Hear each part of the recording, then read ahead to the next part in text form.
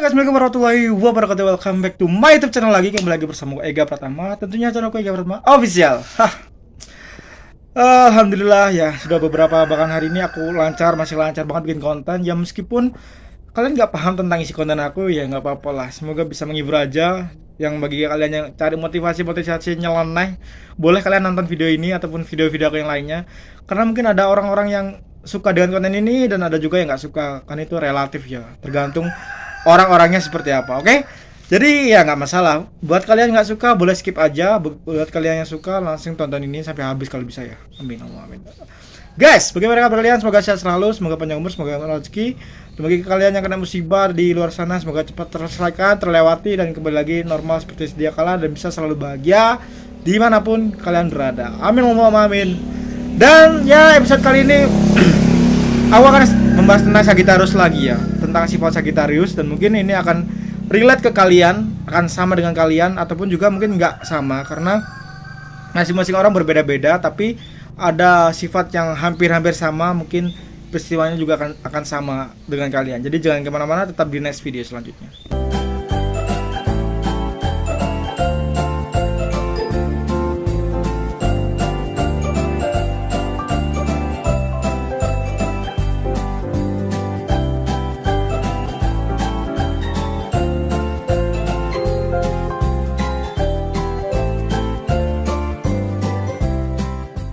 Halo guys, welcome back to my YouTube channel lagi. Ya, seperti yang aku bilang tadi ya dari awal, bagi kalian yang nggak suka video-video aku, boleh kalian skip. Bagi kalian yang mencari apa yang ingin kalian cari, boleh kalian tonton ini sampai habis. Mungkin ada part-part yang mungkin kalian akan dapatkan di videoku kali ini. Oke? Sagittarius. Pembahasan Sagittarius kali ini mungkin tentang perubahan. Perubahan dalam diri manusia itu tergantung dari beberapa faktor. Yang pertama tentang kenyamanan, yang kedua tentang kebutuhan, dan yang ketiga tentang situasi dan kondisi. Ya, faktor pertama tentang kenyamanan seseorang mungkin akan berbeda, tetapi aku percaya bahwa seseorang akan mencari titik kenyamanan dari dirinya sendiri tergantung dari lingkungannya. Lingkungan kerja pun berpengaruh dalam segi kenyamanan ya guys. Bagaimana kita bisa nyaman dalam memiliki tim yang solid, tim yang benar-benar peka, tim yang benar-benar saling menutupi kekurangan, itu paling nyaman banget. Mungkin ada beberapa Sagittarius yang beranggapan kalau di dunia kerja kita tuh tergantung tim. Kalau tim ingin solid, kita bisa solid, tapi kalau tim ingin kita individu, ya lebih baik gak usah kerja sebagai tim, lebih baik kamu kerja sebagai individu. Contohnya adalah sebagai content creator ataupun memiliki usaha sendiri, sehingga tidak perlu melibatkan tim di dalamnya ya, agar kamu bisa leluasa melakukan apa yang kamu mau dan apa yang kamu inginkan sesuka hati kamu. Jadi ya itulah yang ingin Sagittarius sampaikan ketika di dalam tim. Terus kenyamanan juga bisa terpengaruh dalam lingkungan kerja karena pimpinannya, karena jam kerjanya, karena hasil dari sebuah kerjanya, dan itu pun berpengaruh ya. Tergantung kalian menganggap itu penting atau tidak ya, tergantung kalian menganggap yang mana yang penting, lingkungankah atau hasilkah. Jadi ya tergantung masing-masing individu manusia. Terus selanjutnya kenyamanan tentang seseorang yang mungkin bisa dibilang dia tergantung pada individu manusia. Ya, ada beberapa orang yang terikat dengan manusia sehingga dia lebih cenderung tidak memperdulikan orang lain kecuali orang itu. Dia cenderung orang yang lebih ke tergantung orang itu. Dia akan bisa menyamai semua orang tergantung orang itu. Gimana sih bang maksudnya bang? Gini ya, kalian pernah gak sadar bahwa ada satu orang ataupun ada beberapa orang ataupun kamu sendiri nih yang merasa diri kamu tuh nyaman dengan situasi apapun itu tergantung orang itu, tergantung seseorang yang mungkin kamu jadikan contoh, kamu jadikan pegangan, kamu jadikan seseorang yang bisa dibilang kuat dalam pendirian, dan orang itulah menjadikan kamu contoh. Kamu tuh harus benar-benar kuat dalam situasi apapun. Dan ketika orang itu marah, kamu ikut marah. Ketika orang itu senyum bahagia, kamu ikut senyum bahagia. Jadi tergantung orang itu. Dan sifat orang yang bertergantungan susah banget bilangnya. Bertergantungan itu sebenarnya relatif introvert ya, relatif introvert. Dia tuh nggak percaya diri. Mungkin dia nggak bisa mengambil sikap ketika dia di lingkungan kerja yang baru dia injak, sehingga dia harus mengikuti satu contoh orang yang pantas dia ikuti. Jadi dia tergantung ya mengikuti orang-orang itulah. Jadi ya itulah, kenyamanan juga biasanya tergantung dari situasi ya, situasi kondisi juga itu tadi. Terus apa sih bang efek dari kenyamanan Sagittarius, tentang perubahan Sagittarius dalam hubungan percintaan, keuangan ataupun karir Sagittarius? Yang pertama adalah percintaan Sagittarius, ya tentu saja ya, kita kita tahu lah bahasa Sagittarius kan orangnya nggak suka basa-basi, terus nggak suka hal-hal ribet, terus apalagi nggak suka yang bisa dibilang notabene aneh lah dalam hubungan. Contohnya kalau kita ingin konsisten dalam hubungan, kita ingin menghargai satu sama lain, ya harusnya kamu bisa memberikan apa yang kamu inginkan. Contohnya kamu ingin kesetiaan, ya kamu harus memberikan kesetiaan ke orang itu. Kamu ingin memberikan keroyalan, kamu juga harus memberikan ke orang itu. Jadi sama-sama lah, kita nggak perlu mendikte, kita nggak perlu benar-benar harus mengasih tahu, seharusnya kamu paham ketika kamu ingin berpasangan dengan Sagittarius ya. Terus ya perubahan tentang sifat, kenapa bang Sagittarius tiba-tiba cuek ya, mungkin kamu membuat kesalahan yang fatal ataupun kebohongan kamu terbongkar, ya udah tamat kamu.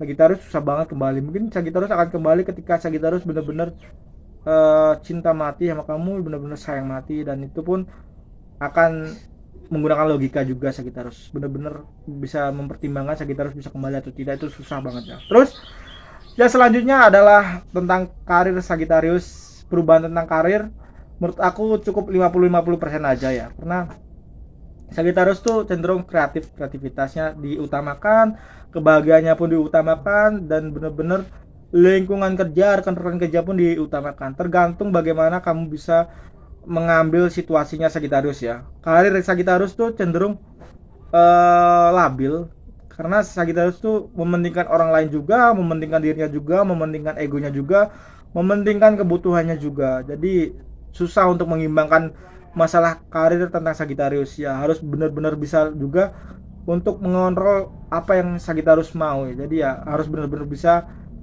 situasinya, kondisinya, dan benar-benar luangkan waktunya untuk Sagittarius, agar Sagittarius bisa mengembangkan dirinya dan memaksimalkan dirinya agar tidak bisa lagi menandingi orang lain. Ya itulah Sagittarius ya.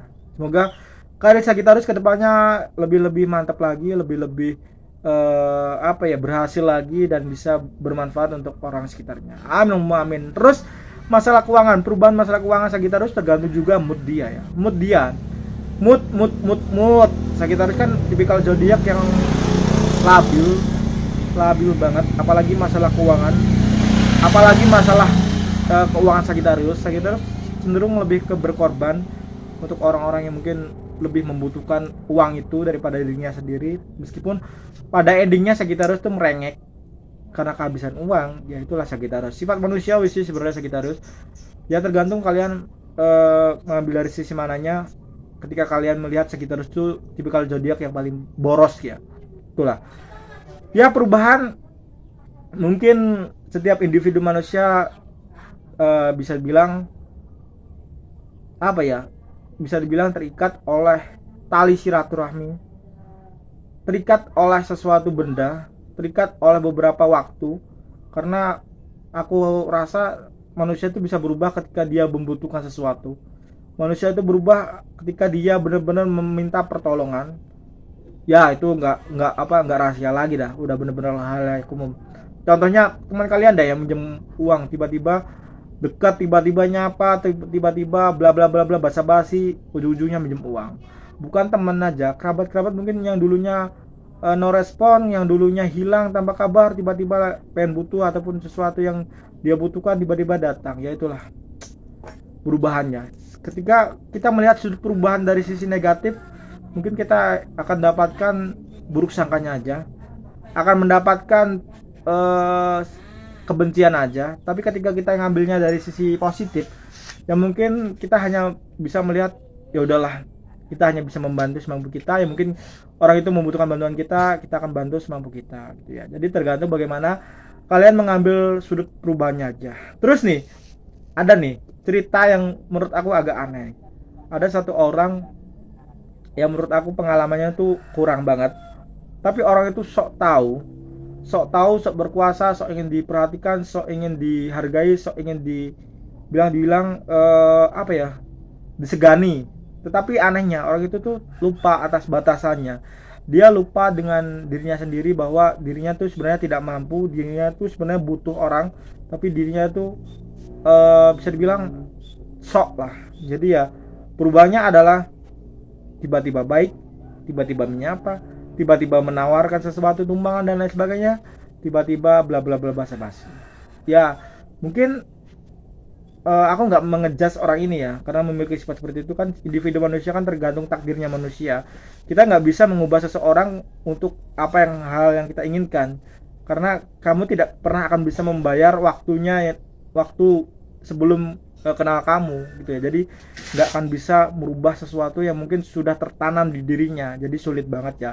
Oke, mungkin cukup sekian dulu video kali ini, semoga bisa membantu, semoga bisa ya tipis-tipis menghilangkan kegabutan kalian, ya tipis-tipis menghilangkan kebingungan kalian. Semoga kalian bisa menemukan jawaban di video ini, karena aku tahu cara menemukan jawaban adalah melihat video orang lain. Meskipun tidak nyambung, tapi kita harus akan paham bagaimana cara mensinkronkan pikiran dengan kebutuhan, dengan emosinya. Oke, mungkin thank you untuk kalian semua sudah support, like, comment, dan subscribe. Aku minta maaf jika ada salah kata, kalimat, perbuatan, ataupun hal-hal yang menyinggung kalian di luar sana. Aku minta maaf, aku hanya bisa melakukan apa yang aku bisa. Aku hanya bisa melakukan apa yang aku tahu dan aku mengerti. Kita jumpa lagi di next video selanjutnya. Ega Pratama di sini undur diri. Assalamualaikum warahmatullahi wabarakatuh. Bye bye.